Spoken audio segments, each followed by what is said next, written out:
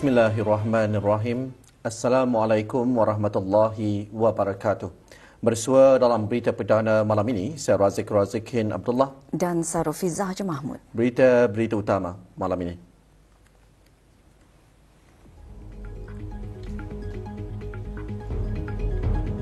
Yang Teramat Mulia Paduka Seri Pengiraan Anak Isteri berkenan berangkat menyertai acara Scavenger Hunt 2025.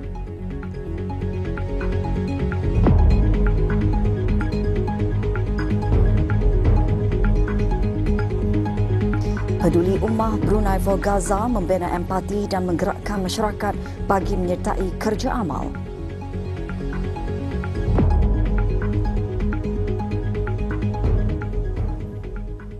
Majlis Bersama Rakyat dan Penduduk di Daerah Tutong lambang taat setia rakyat dan penduduk atas kewibawaan dan kebijaksanaan ke bawah Duli Yang Maha Mulia dalam memastikan negara terus aman, makmur dan sejahtera. Keberangkatan baginda ke majlis tersebut telah mengukuhkan lagi perpaduan dan kerjasama erat dalam kalangan masyarakat berbilang bangsa. Sorotan Majlis Bersama Rakyat dan Penduduk di Daerah Tutong mengimbas kembali detik-detik penuh bermakna yang menjadi bukti jelas budaya setia dan mendaulatkan raja kekal utuh di sanubari rakyat dan penduduk.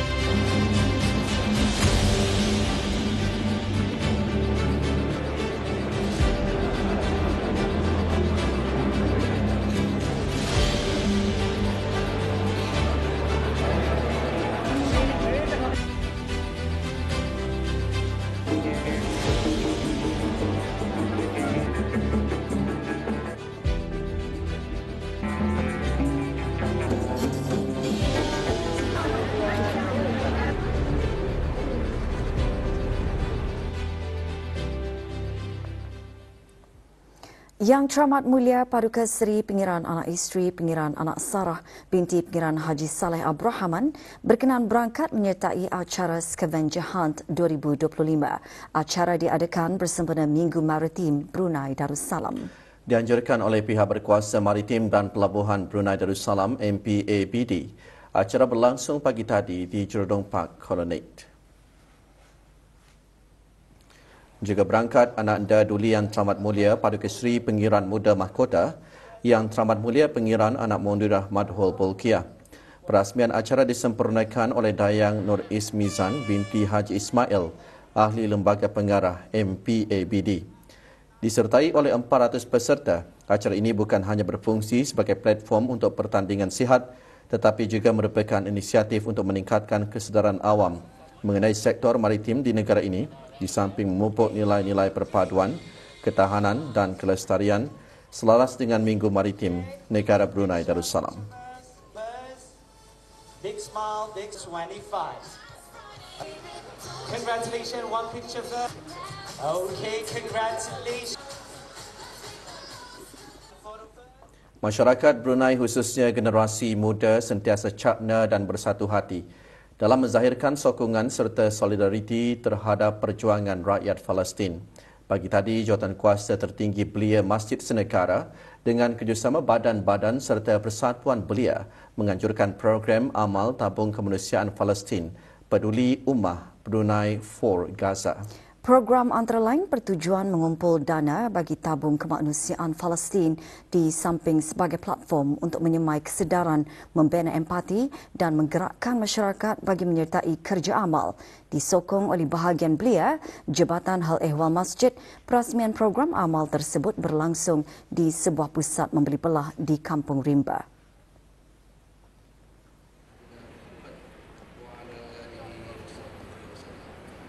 Perasmiannya disempurnakan oleh Pengiran Datuk Seri Paduka Haji Muhammad Tashim bin Pengiran Haji Hassan, Timbalan Menteri Hal Ehwal Agama.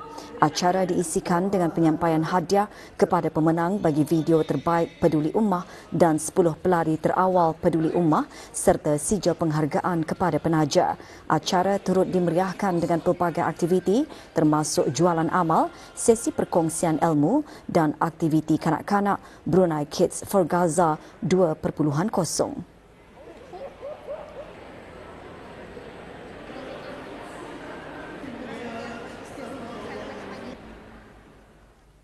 Setiap rakyat berperanan dalam memastikan ekonomi negara kekal dinamik dan berdaya tahan. Ikuti bahan beritanya selepas ini.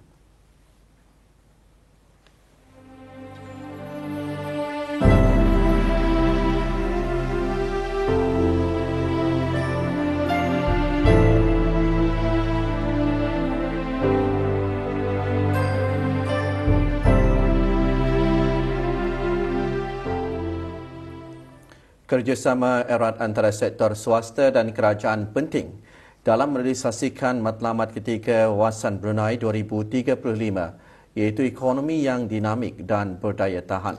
Sebagai panduan utama, Economic Blueprint dirangka dengan pelbagai program dan projek disusun secara lebih teratur. Golongan belia tidak ketinggalan dalam sama-sama menjayakannya.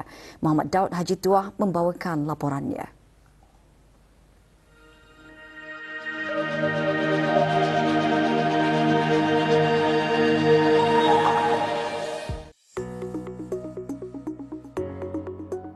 Setiap rakyat turut berperanan dalam memastikan ekonomi negara kekal dinamik dan berdaya tahan. Ini dipersetujui oleh beberapa orang belia yang mengakui kepentingan menggalas tanggungjawab itu, antaranya dengan membangunkan generasi sehat serta memperkukuh daya saing usahawan dan industri dalam negara. Antara peranan yang boleh dimainkan termasuklah sentiasa meningkatkan kemahiran diri agar selaras dengan keperluan pasaran pekerjaan dan perkembangan teknologi masa kini. Masyarakat juga digalakkan untuk berinovasi dan berani mencuburi bidang keusahawanan, khususnya golongan belia, demi memperluas peluang pekerjaan dan menjana ekonomi yang mampan. Kami berharap untuk menyokong pembangunan modal insan yang sihat dan produktif. Masyarakat yang sihat adalah asas kepada tenaga kerja yang berdaya tahan sekaligus menyumbang kepada pencapaian ekonomi yang dinamik seperti yang digariskan dalam Wawasan Brunei 2035. Menjadi generasi yang menyumbang kepada pembangunan negara dan meningkatkan kemahiran supaya seiring dengan perubahan teknologi serta saling membantu tanpa membezakan latar belakang. Economic Blueprint menjadi asas penting dalam menjadikan negara Brunei Darussalam sebagai sebuah negara berpendapatan tinggi, maju serta berasaskan pengetahuan dan teknologi. Secara khusus, terdapat 6 aspirasi utama yang menjadi tunjang kepada pelaksanaan Economic Blueprint, iaitu yang pertama, perniagaan yang produktif dan pesat, menekankan mengenai pengukuhan daya saing dan pertumbuhan perniagaan melalui inovasi, teknologi dan pasaran baharu. Aspirasi kedua, rakyat yang berkemahiran adaptif dan inovatif bertujuan untuk melahirkan tenaga kerja masa hadapan yang sesuai dengan keperluan industri serta mengurangkan mismatch pekerjaan. Yang ketiga, ekonomi yang terbuka dan terhubung secara global.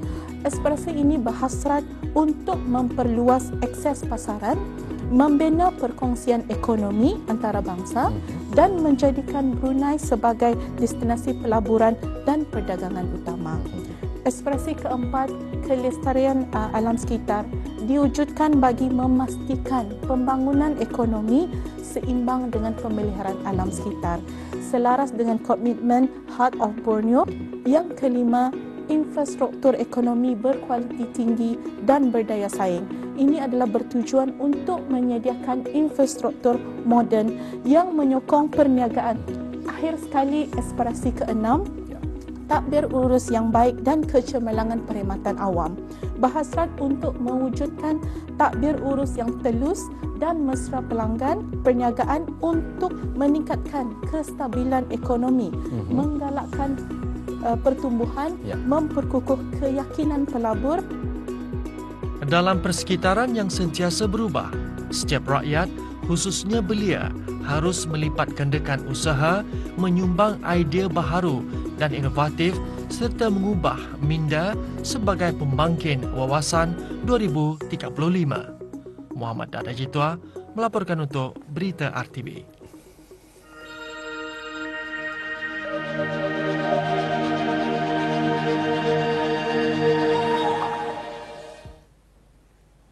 Keluaran dalam negeri kasar KDNK negara pada harga tetap mencatatkan penurunan sebanyak 0.3% pada suku kedua tahun 2025 berbanding tempoh yang sama pada tahun sebelumnya.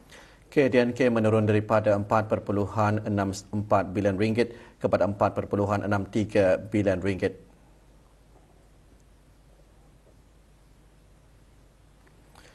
Sektor minyak dan gas meningkat sebanyak 1.5%, manakala sektor bukan minyak dan gas mencatatkan penurunan 1.8%. Peningkatan sektor minyak dan gas terutamanya didorong oleh peningkatan pengeluaran daripada telaga minyak sedia ada dan baharu.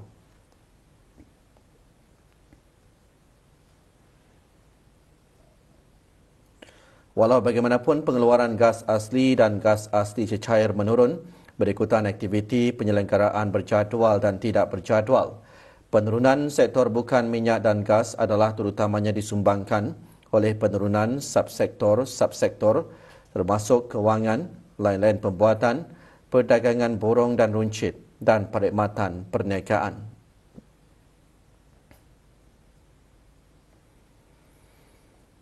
Pada harga semasa ekonomi pada suku kedua tahun ini adalah sebanyak 4.9 bilion ringgit, menurun daripada 5.2 bilion ringgit pada suku kedua tahun 2024. Sektor bukan minyak dan gas menyumbang sebanyak 50.5%, termasuk aktiviti hiliran seperti pembuatan produk petroleum dan kimia. Manakala sektor minyak dan gas yang merangkumi pelombongan minyak dan gas dan pembuatan gas asli cecair menyumbang sebanyak 49.8%.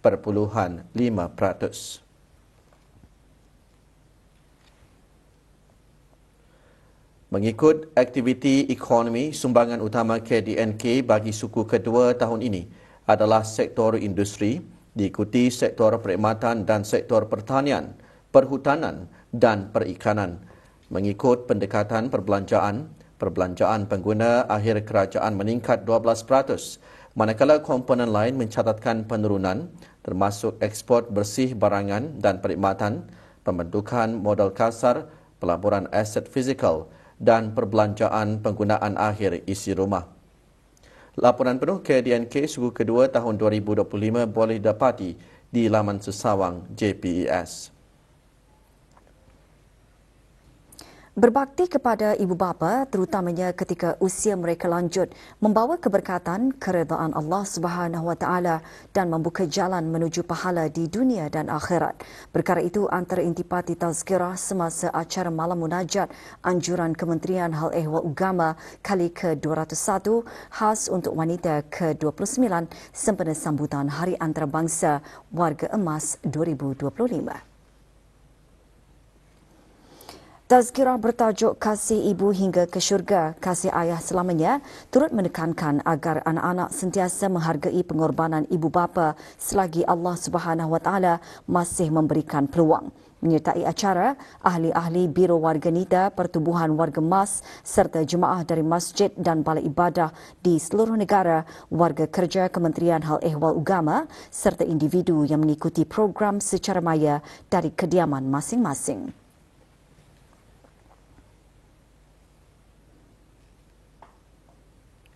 KB Gempak 2025 yang diadakan selama 3 hari berakhir hari ini dengan pameran perkumpulan kereta klasik.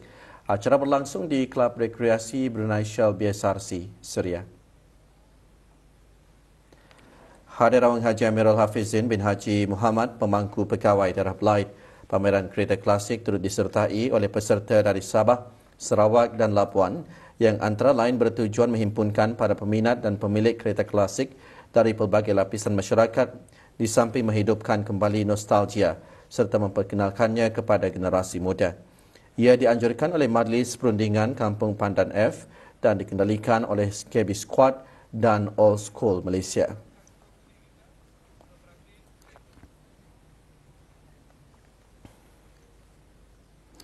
Kursus pertolongan cemas merupakan kursus kemahiran asas yang sangat berguna dan besar manfaatnya serta perlu diperluaskan kepada lebih ramai lagi individu serta masyarakat di negara ini.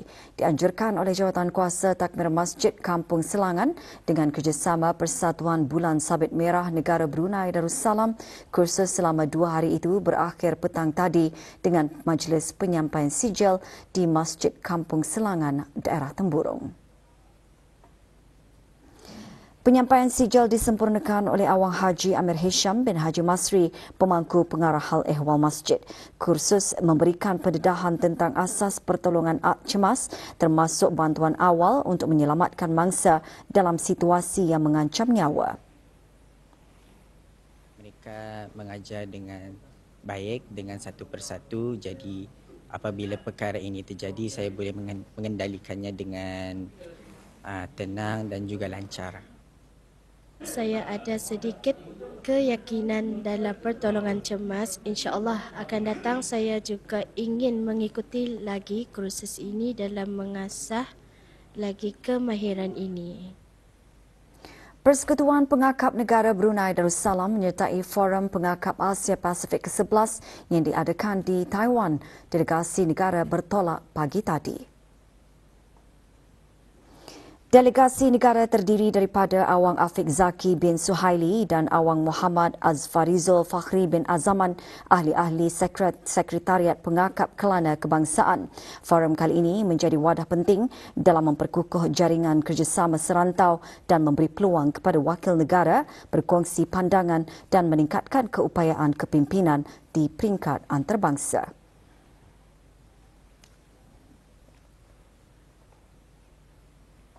Kerja-kerja penyucian tangki air di Singa Menteri Darah Belaid akan dijalankan esok 6 Oktober bermula pukul 8 pagi.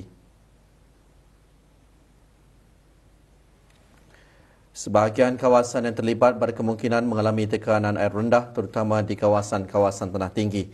Bagi permohonan pembekalan air tangki, hubungi talian Darussalam 123.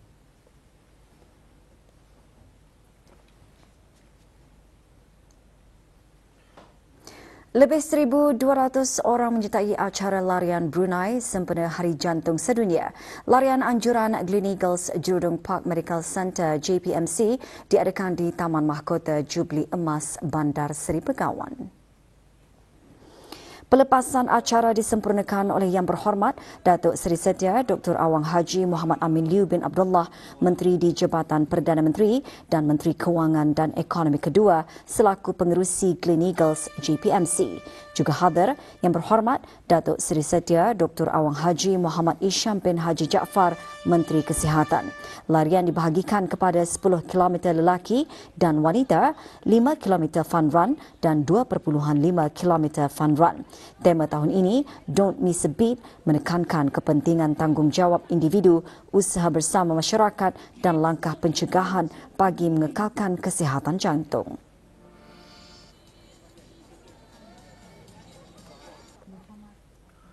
Acara Walkathon Emas atau Walkathon Warga Emas menarik lebih kira-kira 300 peserta. Aktiviti dianjurkan oleh Pertubuhan Warga Emas dengan kerjasama Jabatan Pembangunan Masyarakat. Acara bersempena sambutan Harian Antarabangsa Warga Emas berlangsung pagi tadi di Concourse Stadium Negara Hassanal Bolkiah, Berakas. Hadir Yang Berhormat Datuk Seri Setia Haji Awang Nazmi Muhammad, Menteri Kebudayaan, Belia dan Sukan. Walkathon Emas disertai oleh ahli-ahli Pertubuhan Warga Emas, ahli-ahli pusat kegiatan Warga Emas di seluruh daerah. Pertubuhan-pertubuhan bukan kerajaan, rakan-rakan strategik serta orang ramai. Walkathon mengelilingi kawasan Concourse Stadium Negara Hassanal Bolkiah sebanyak 3 pusingan. Aktiviti seumpamanya bertujuan menggalakkan konsep penuaan yang sihat melalui gabungan aktiviti riadah, kesihatan, perpaduan dan kemasyarakatan.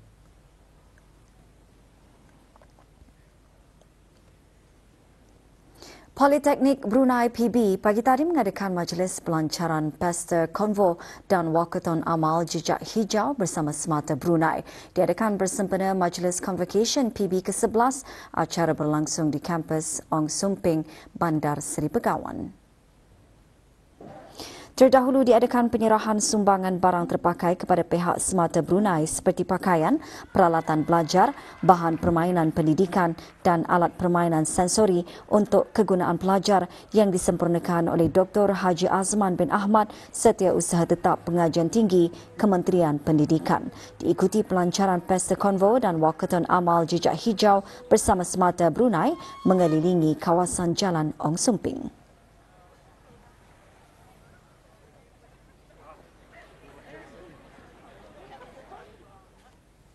Kejohanan futsal sempena Hari Perkhidmatan Awam akan diadakan tahun ini bagi edisi ke-32. Mesyuarat pengurus-pengurus pasukan dan cabutan undian kejohanan berlangsung petang kemarin di Pejabat Daerah Brunei dan Muara, Berakas.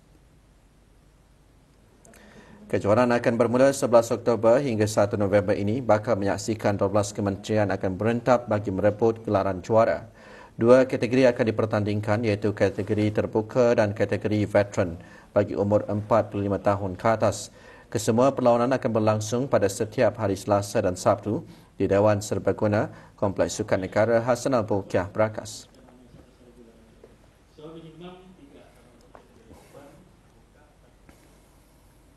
Bola keranjang veteran bagi merebut Piala UC 1000 2025 membuka tirainya semalam dengan perlawanan pembukaan di antara pasukan Go Hockey menentang RYS. Acara berlangsung di gelanggang bola keranjang Batu Bersurat, Gadong. Pada perlawanan pembukaan, pasukan Go Hockey berjersey biru menguasai kesemua 4 suku permainan. Pada suku pertama, mereka mendahului RYS dengan kedudukan 20-12. Pada suku kedua, pasukan tersebut melebarkan jurang mata dengan kedudukan 46-25. Masuk suku ketiga, mereka mengekalkan pendahuluan dengan kedudukan selesa 59-36. Pada suku terakhir, Go Hoki memastikan kemenangan mutlak dengan tambahan 25 mata untuk menang dengan keputusan selesa 84-51. Lain-lain keputusan, CJMM menewaskan Lingtek dengan keputusan 100-89.